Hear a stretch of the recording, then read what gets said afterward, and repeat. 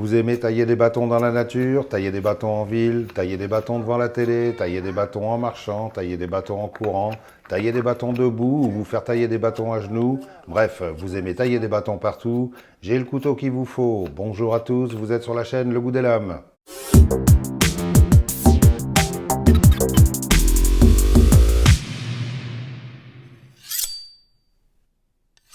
Aujourd'hui, je vous présente un bon gros couteau badass de chez Wostید, le Gator.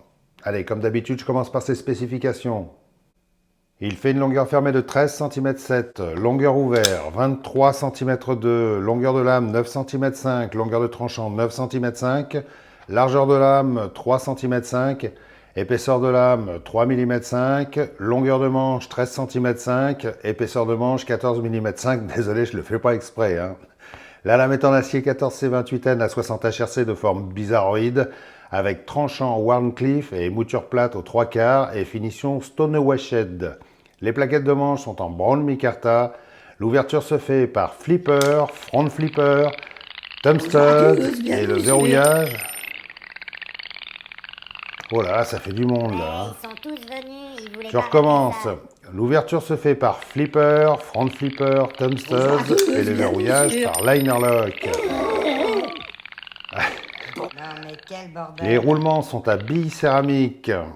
Le clip de poche est réversible gauche-droite en position tip-up. Le poids de ce lourdeau est de 186 grammes. J'ai cru que ma balance déconnait. Et le design est de Yue.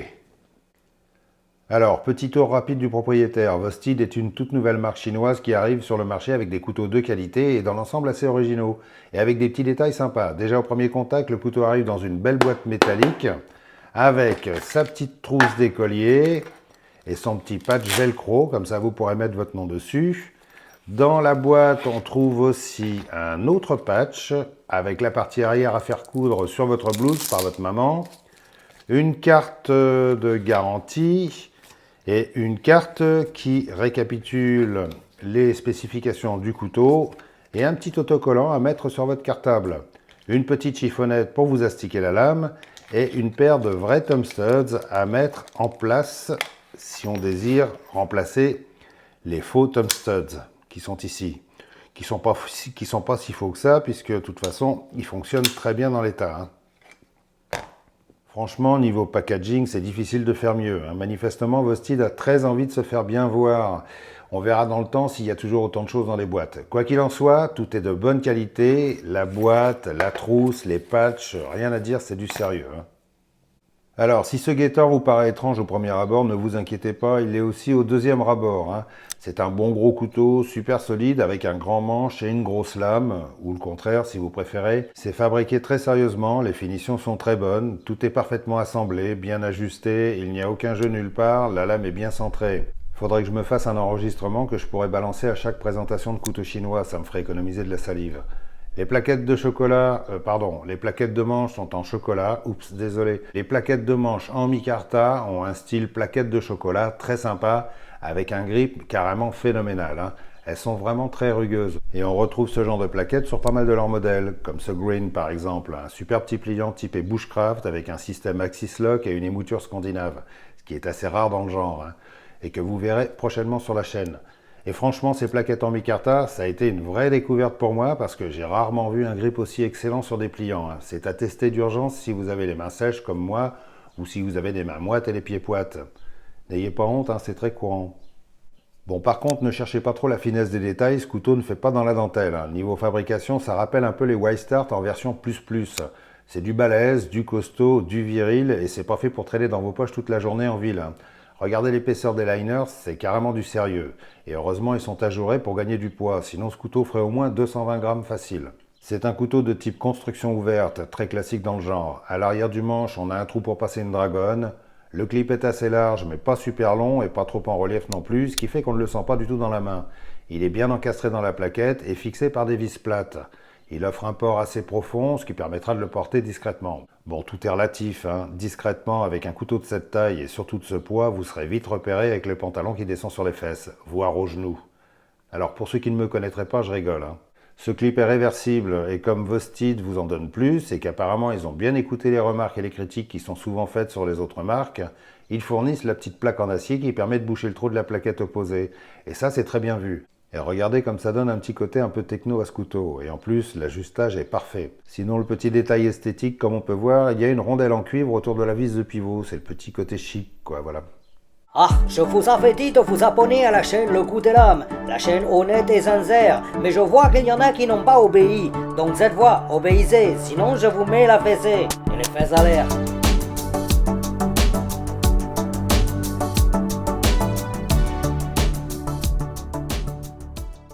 Je trouve la lame assez sympa. C'est d'ailleurs ce qui m'a fait choisir ce couteau, c'est son côté décalé et un peu hors norme. Un peu comme le concept Corvid XL que j'avais présenté à sa sortie. Un gros couteau, super rigolo, mais pas vraiment pratique. Là par contre, ce Gator, c'est pas la même chose. C'est vraiment un couteau qui est fait pour servir et servir longtemps. Sa lame avec son tranchant droit est carrément parfaite pour tailler du bois. Et pour moi, c'est la forme la plus pratique pour ça. Alors justement, en ce qui concerne sa forme, c'est assez difficile à décrire. S'il y a des non-voyants parmi vous, je m'excuse, je ne saurais pas trop comment la dépeindre. Je trouve que ça ressemble un peu à un profil d'oiseau, genre entre le macareux, le pélican et le bec en sabot du Nil. Ça s'appelle comme ça, qui est un oiseau avec une tronche vraiment bizarre. Oups, je crois que je l'ai un peu vexé. Ou tout simplement un Gator qui s'appellerait Ali avec un côté un peu pied de mouton. C'est assez intéressant quand même. Ceci dit, c'est une lame taillée pour tailler. Elle est bien grande, avec une émouture qui remonte très haut. Il y a du jimping bien placé sur le dos de lame. C'est le même jimping qui sert pour le front flipper. La pointe est biseautée, c'est assez joli, quoique je ne suis pas sûr que joli soit vraiment le bon terme. Disons que c'est plutôt sympa et que ça ajoute à l'effet travaillé de cette lame. Il y a des thumb studs pas trop mal placés, alors je devrais plutôt dire des demi-thumb studs, parce qu'ils sont assez plats, mais on arrive quand même à les utiliser. Mais bon, pour ceux qui auraient du mal avec le front flipper, le flipper et les thumb studs assez plats, il y a la possibilité de les remplacer par des plus gros qui sont fournis dans la boîte. Pour ceux qui ont des mains de grizzly, ça peut être utile. Sinon, même sans les gros thumb studs, je trouve que tout se manipule très facilement. Le front flipper et le flipper font très bien le boulot et la fluidité du système est excellente. D'autant que l'inertie de la lame fait que ce couteau est super facile à ouvrir de différentes façons. Même en donnant un petit coup de poignet, on arrive très bien à le faire claquer et ça claque super bien. Si vous aimez vous faire remarquer, vous allez être ravis. Bon, vous avez entendu ce qu'elle a dit, la fille blonde. Scannez le QR code, mince, et abonnez-vous à la scène Le Goût des Lames, la scène honnête et sexy, sincère. Non mais sérieux, scannez ce QR code, sinon comme elle a dit, ça sera pan cucu, et les fesses à l'air en plus. Si t'aimes ça, profite-en.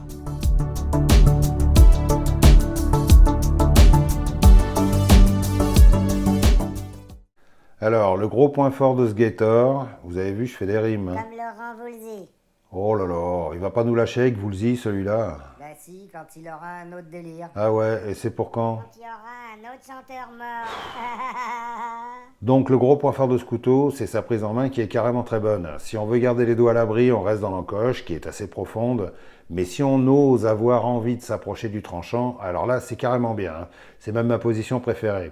En dehors de la position de la cuillère bien sûr. Si vous êtes les rois du feather stick, vous allez adorer. Regardez toute la place que j'ai sur le manche. C'est carrément top. Je pourrais presque avoir 3 doigts de plus. Franchement, c'est rare. C'est pour ça que je dis que ce couteau est vraiment à emmener dans la forêt parce qu'il est vraiment adapté à ce genre d'usage. On pourrait presque bâtonner avec. Bon, bâtonner, mais sans exagérer. Parce qu'en général, nos amis Liner Lock n'aiment pas trop qu'on leur tape dessus. Et les rondelles à roulement à billes céramique encore moins. Ceci dit, et ce sera ma conclusion, si vous aimez la gueule étrange de cet oiseau, de ce couteau, oulala, il n'est pas content. C'est un bon plan, il est confortable, il respire la solidité, sa lame Wharncliffe est redoutable, que ce soit en forêt comme en cuisine. C'est un véritable hachoir qui fera sans conteste le bonheur de tous ceux qui font la cuisine avec leur couteau. Si par contre cette forme de lame ne vous convient pas, il existe aussi en version chipfoot, avec un tranchant plus arrondi, très sympa, mais un peu plus consensuel. J'aurais pu vous le montrer, mais j'ai préféré celui avec une gueule vraiment bizarre et super sympathique. Ce couteau est vendu 69 $ sur le site de Vostid, ce qui fait 62 €. C'est vraiment pas cher pour cette qualité de couteau et sa fiche technique. Franchement, je ne sais pas si Vostid pourra continuer longtemps à pratiquer des prix aussi bas. Mais bon, espérons-le. Je vous mets un lien dans la partie description en dessous, comme d'habitude.